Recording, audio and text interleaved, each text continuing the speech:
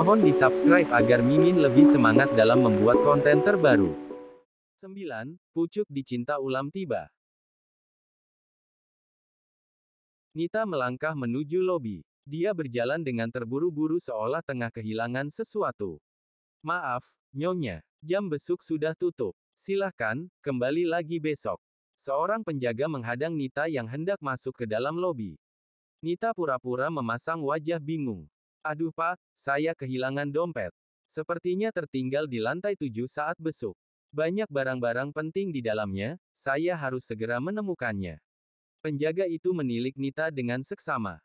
Dia ingat, Nita adalah salah satu pengunjung lantai 7 yang diperbolehkan masuk tanpa pemeriksaan. Sekarang sudah malam, sebaiknya Anda kembali lagi besok, ujar penjaga tetap bersikeras.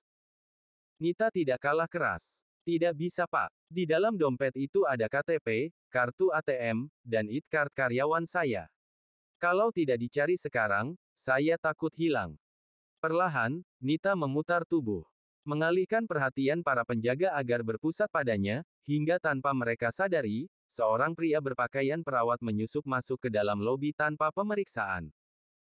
Pak, tolong bantu saya, semua barang-barang dalam dompet itu sangat penting, pinta Nita tetap bersikeras. Ujung matanya memperhatikan Pramono yang masuk ke dalam lift. Bodoh. Sudah aku bilang lift ke ruangan Rea hanya satu. Kenapa dia menggunakan lift umum?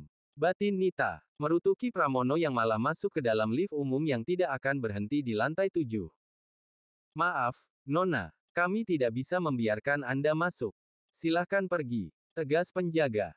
Ah, masa bodoh. Yang penting, tugasku membantunya masuk ke rumah sakit selesai, batin Nita. Nona. Seorang penjaga melambaikan tangan di depan wajah Nita. Sontak, Nita terkesiap. Ada apa ini? Azalea yang baru tiba segera menghampiri Nita dan penjaga. Dia menatap sinis Nita yang juga tengah menatap sinis dirinya. Apa wanita ini membuat keributan? Nita menggeram melihat kehadiran Azalea. Dia yakin, Azalea datang untuk menemui Bram. Aku tidak membuat keributan, aku hanya sudah sampai. Kata-kata Nita terpotong oleh Bram yang datang dengan berlari. Nampak, senyum di wajah tampannya yang terlihat segar, sepertinya Bram baru selesai mandi. Baru saja sampai, jawab Azalea. Tadi, Azalea meminta bantuan Bram untuk mengantarnya ke lantai 7. Dia tidak mau berurusan dengan penjaga, karena itu Azalea meminta Bram memintakan izin langsung pada Franz untuk dirinya. Nita menatap Bram yang tidak meliriknya sedikit pun. Dia sadar, perhatian Bram hanya tertuju pada Azalea sepenuhnya. Pak Bram, tolong Nita. Dompet Nita jatuh saat menjenguk Rea, tapi para penjaga tidak mengizinkan Nita masuk, adu Nita dengan nada manja. Dia menggoyangkan tangan Bram meminta pertolongan. Bram melirik Nita. Dia baru sadar keberadaan wanita itu. Kamu kehilangan dompet. Kalau begitu kebetulan, kami juga akan pergi ke lantai 7. Kita pergi sama-sama saja, tawar Bram tanpa curiga sedikit pun. Azalea tercengang mendengar tawaran Bram. Pria itu seolah memberi harapan pada Nita, padahal baru tadi siang Bram mencumbunya. Kamu tidak keberatan kan? Bram melirik Azalea. Terserah. Jawab Azalea berpura-pura acuh. Dia berjalan mendahului Bram dan Nita. Bram tersenyum melihat kecemburuan dalam raut wajah Azalea. Dia memang sengaja bersikap baik pada Nita untuk membuat Azalea cemburu. Wanita ini akan masuk bersamaku. Kalian laporkan saja pada Nurman atau Pak Franz, tutur Bram seraya menunjuk Nita.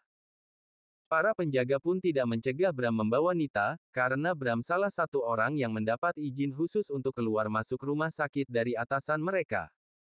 Azalea memasuki lift, disusul oleh Bram dan Nita. Suasana hatinya yang sedang buruk bertambah buruk melihat Nita yang terus menempeli Bram. Kenapa lift ini berjalan sangat lambat? Keluh Azalea, selain kesal pada Bram. Dia juga ingin segera menemui adik dan kedua keponakannya. Mungkin hanya perasaanmu. Lift ini berjalan seperti biasanya. Bram tersenyum tipis. Menikmati wajah cemburu Azalea yang terlihat menggemaskan di matanya. Di sisi lain, Pramono yang menapaki tangga darurat di lantai 7 baru saja sampai di depan pintu. Tadi, dia memang sengaja masuk ke dalam lift umum agar terhindar dari pemeriksaan. Selain itu, Pramono juga ingin menyiapkan senjata untuk melawan anak buah Raditya yang nanti mungkin akan menghadangnya. Pramono menyiapkan beberapa suntikan obat tidur dosis tinggi yang siap digunakan. Oh, oh. Pramono mengetuk pintu tangga darurat 2 kali. Nampak, sebuah suntikan tersiap di tangannya. Ceklek. Kenapa kamu jalan lewat?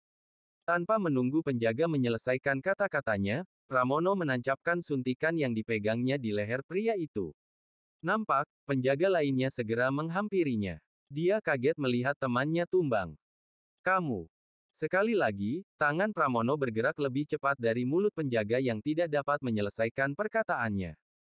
Pramono menyeringai melihat dua penjaga berbadan besar yang berhasil dilumpuhkannya. Hanya kecerdasan yang bisa melumpuhkan orang-orang berotot seperti kalian, cibir Pramono. Dia pun berjalan meninggalkan penjaga yang tumbang seraya menyiapkan suntikan lainnya. Pramono mengambil troli obat yang terletak di dekat tangga darurat. Dia mendorong troli tersebut menuju ruang rawat Rea dan Raditya. Saya diminta dokter untuk memberikan obat tambahan pada Nyonya Rea, tutur Pramono pada penjaga yang bertugas di depan lorong. Nyonya Rea, beliau berada di ruang NICU, ujar penjaga yang tadi mengantar Rea. Ucup dicinta ulam pun tiba. Tidak perlu bersusah payah mengunjungi kamar rawat Raditya, Rea ternyata sudah menungguku di tempat lain, batin Pramono senang. Dia menyeringai di balik masker. Kalau begitu, saya akan pergi menemui Nyonya Rea. Obat ini harus segera diberikan padanya. Belum sempat penjaga menjawab, sebuah bel darurat terdengar. Nampak, Nena keluar dari ruang rawat dengan wajah panik. Penjaga, cepat panggilkan dokter. Menantuku mengalami kolaps. Mendengar itu, suasana menjadi ricuh. Beberapa penjaga berlari ke dalam lift untuk mencari dokter, sedang beberapa lagi menelpon ruangan dokter untuk memberi tahu. Raditya kolaps. Semoga saja, Raditya tidak bangun untuk selamanya. Pramono menyeringai. Senang mendengar kabar buruk tentang rivalnya. Karena tidak ada lagi penjaga yang menghadang, Pramono bergegas mendorong trolinya ke ruang NICU. Rea, gumam Pramono dengan senyum yang mengembang. Begitu melihat punggung Rea dari kaca di luar kamar NICU. Tidak mau membuang waktu, Pramono pun segera memutar handle pintu. Rea, sayang. Rea menoleh. Mendengar seseorang memanggilnya. Kening Rea berkerut melihat seorang perawat berdiri di depan pintu. Siapa kamu? Apa tadi kamu memanggilku? Tanya Rea, menegaskan pendengarannya. Tidak mungkin seorang perawat memanggilnya sayang, bukan? Bukannya menjawab, Pramono malah mengunci pintu dari dalam. Kemudian berjalan menghampiri Rea. Sayang, setelah sekian lama penantianku, akhirnya aku bisa bertemu langsung denganmu. Memandang wajahmu dari jarak dekat dan mendengar suara merdumu dengan jelas. Pramono mengulurkan tangan menyentuh wajah Rea. Aku bahkan bisa menyentuh wajahmu dengan kedua tanganku. Plak. Brengsek. Berani sekali kamu menyentuhku. Pekik Rea dengan suara lantang. Memukul tangan pria asing yang hampir hinggap mengenai pipinya. 10. Pria menjijikkan. PPPMMTTT. Hahaha. Pramono tertawa mendengar umpatan Rea. Dia merasa lucu melihat ekspresi galaknya. Rea nampak semakin menggemaskan di mata Pramono. Sayang, kamu tidak mengenaliku. Tanya Pramono seraya menunjuk dirinya sendiri. Rea mengernyit. Mencoba mengenali perawat gila yang berdiri di hadapannya. Rea tidak bisa menebak orang itu. Rasanya, dia tidak punya kenalan pria gila, kecuali. Rea tersentak saat teringat dengan Pramono. Kamu. Akhirnya, kamu mengenaliku sayang. Potong Pramono dengan suara riang. Dia tertawa seraya mendekatkan wajahnya ke hadapan Rea. Matanya berbinar melihat wanita yang dicintainya mengenali dirinya. Pramono. Cicit Rea. Perlahan, dia menggerakkan kursi rodanya ke belakang. Tawa Pramono kembali menggema. Namanya terdengar indah saat Rea yang menyebutnya.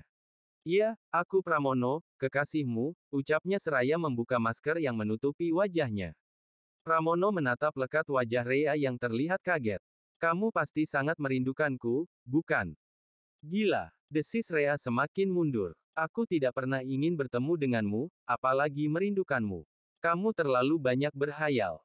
Rahang Pramono mengeras. Matanya berubah nyalang. Jangan berbohong, Rea. Aku tahu kamu juga merindukanku. Kenapa kamu tidak mengakuinya? Kamu salah. Rea mendengus. Menertawakan Pramono yang terlalu percaya diri.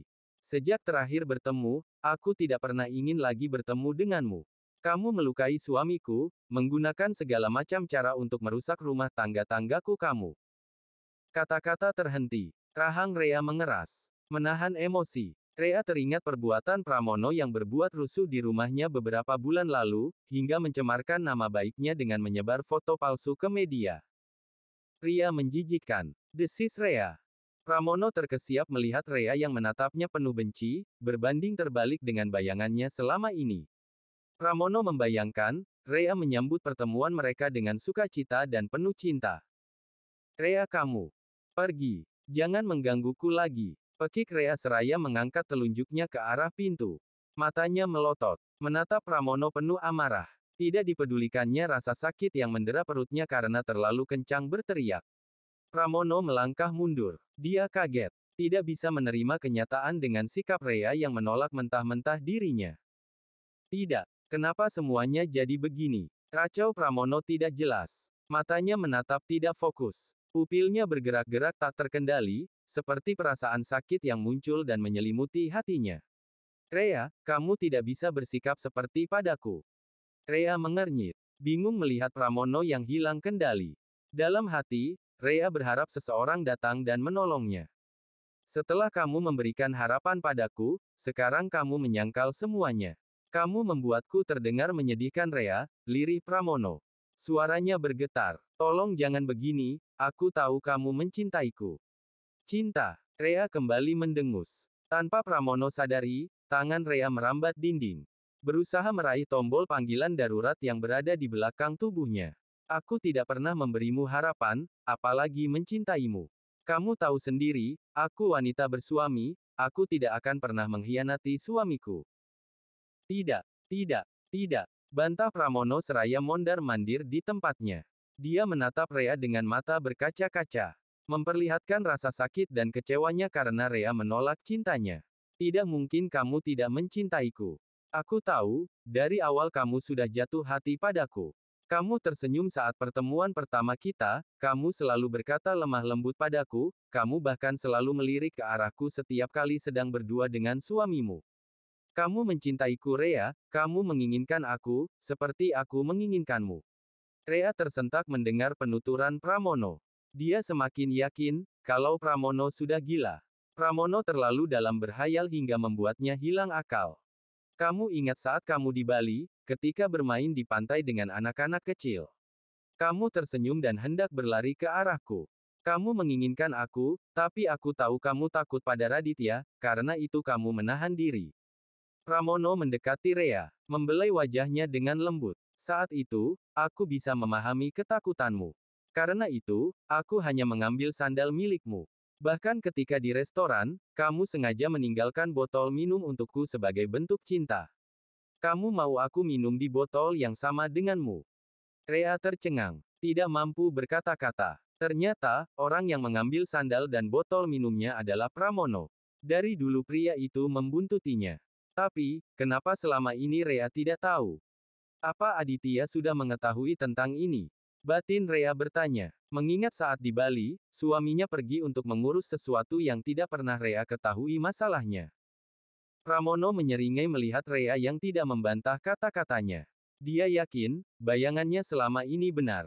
Pramono mengusap kepala Rea. Rea, jangan mengelak lagi. Aku tahu kamu mencintaiku seperti aku mencintaimu, kita saling mencintai. Hanya saja, Raditya dan keluarganya selalu menghalangi cinta kita. Pramono meraih tangan Rea, lalu mengecupnya. Rea menarik tangannya, namun Pramono malah menggenggamnya dengan erat. Pramono berlutut di hadapan Rea. Membawa tangan Rea untuk mengelusi wajahnya. Kamu memikirkan aku sebesar aku memikirkanmu. Kamu memperhatikan aku sebesar aku memperhatikanmu. Rea, kamu bahkan tidak bisa mengalihkan perhatianmu dariku saat kamu sedang bersama teman-temanmu. Saat kamu bersama Nina ataupun Nita dan temanmu yang satunya. Tangan Rea bergetar. Kata-kata Pramono membuatnya takut. Ternyata selain tukang hayal dan penguntit, Pramono juga mengalami gangguan jiwa. Rea yakin, Pramono pasti mengidap erotomania, dia merasa seseorang mencintai dan menginginkan dirinya. Kamu sakit. Kejiwaanmu terganggu. Semua yang kamu katakanlah salah. Aku tidak pernah memiliki perasaan apapun padamu. Aku memang pernah menghormatimu, tapi itu dulu, saat kamu masih menjadi rekan kerja yang baik di perusahaan. Aku bahkan tidak sudi melihat wajahmu setelah kamu memukul Aditya, sergah Rea. Bohong. Kamu bohong Rea. Pramono mengerang keras. Dia meremas rambutnya dengan kuat. Pramono berdiri, lalu mondar-mandir seraya meracau tidak jelas. Tidak. Kamu tidak boleh menyangkal perasaanmu Rea. Rea yang melihat Pramono lengah segera menggeser kursi rodanya, kemudian menekan tombol darurat kuat-kuat. Berharap ada orang yang datang dan membebaskannya. Rea, apa yang kamu lakukan? Di sisi lain, Azalea, Bram dan Nita berdiri di depan ruang rawat Raditya. Mereka menunggu dokter yang sedang memeriksa keadaannya. Tadi, saat mereka sampai ke lantai 7. Mereka kaget melihat Nena yang menangis di depan ruangan. Nyonya, saya izin menemani Rea, pinta Azalea begitu melihat ibunya tenang. Dia merasa tidak tenang hati dan ingin memastikan keadaan adiknya. Nena mengangguk. Pergilah. Tolong tahan Rea di sana. Jangan sampai Rea tahu keadaan Aditya memburuk. Baik Nyonya. Azalea bangkit dari kursi. Dia melirik Bram. Tolong jaga Nyonya Nena. Aku pergi ke ruang NICU. Tanpa menunggu jawaban Bram, Azalea pergi dengan setengah berlari. Dia takut Rea kembali dan mengetahui keadaan Raditya. Mau kemana kamu? Franz yang baru datang bersama Meilani, menghadang langkah Azalea, sedang Meilani pergi berlari ke ruang Raditya. Saya ingin menemani Rea. Dia sendirian di ruang NICU. Tidak. Tetaplah di sini. Aku tidak akan membiarkan kamu menyakiti Rea. Azalea terkesiap. Kaget mendengar kata-kata Franz. Tuan, saya hanya ingin. Tidak perlu berpura-pura. Aku tahu siapa kamu, kamu. Teng ting. Azalea dan Franz teralihkan oleh suara bel yang berbunyi dari ruang NICU. Rea. Bersambung.